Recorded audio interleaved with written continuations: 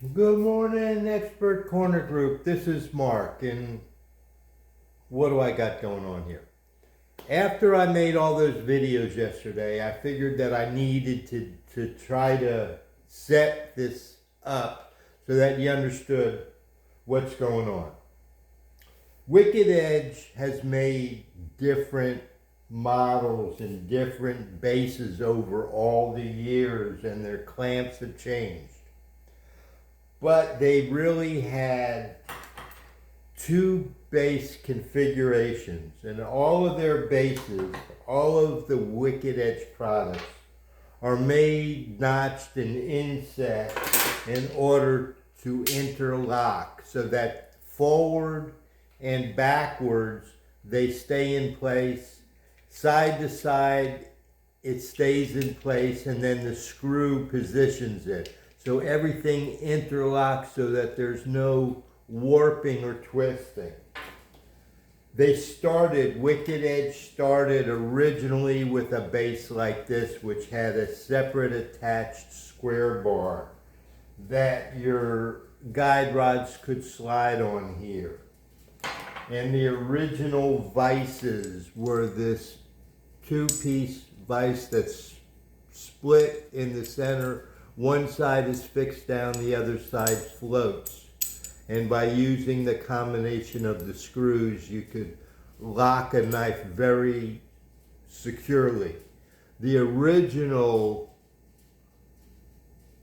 had holes in it for the depth key in order to put that through there to give you something to rest your knife on, so that when you went back to use your sharpener again, you could use those pins to position the height of your knife, and you could rotate on them to get your tip up or tip down. But what happened is, as we used, I don't have the original one. Here's the original one, that the holes are on both sides. And what happened, we learned that as we used this and expanded it, the holes didn't line up. So the newer version went to slots that allowed the depth key to line up. These are ways to date it. This had a certain width to it. That width aligned with the base. All of that is towards the geometry of using this, because we're forming angles here. So the narrower this becomes, the closer you can move your guide rods to the center line of the knife. And in essence, the better your opportunity to get a low angle setting if the geometry lines up. So it was in Wicked Edge's interest, as they continue to evolve, to try to get narrower to maximize your adjustment range on your guide rod.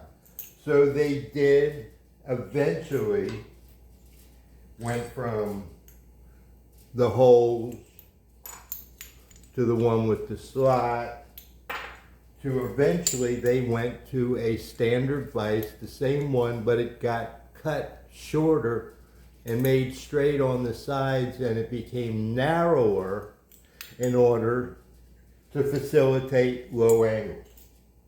These different hole renditions and whatever, they date Wicked Edge. Now, when Wicked Edge started with the original base, they had no idea, I don't believe, where they were going. And these developments, these changes in the series, in the versions of the models, that came with time. Come fast forward, here I am trying to help you to understand how to mix and match the different pieces from different ages. For instance, here's a blue base and a blue base, and they both look in every way the same, but the holes are different. not only are the hole patterns different, but the depth of the holes. All these things contribute to screw length and head style and all that. And at the Expert Corner group, we've deciphered it and we've tried to find the accessories that allow you to bring the old and the new together. So this is why I am so excited that Wicked Edge made the new standard vise and the new dual cam vices available as an upgrade.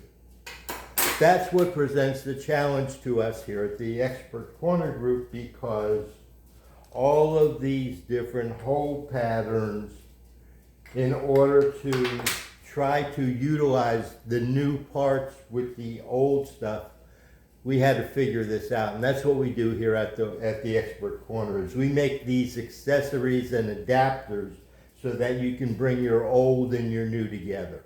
I'm going to stop here.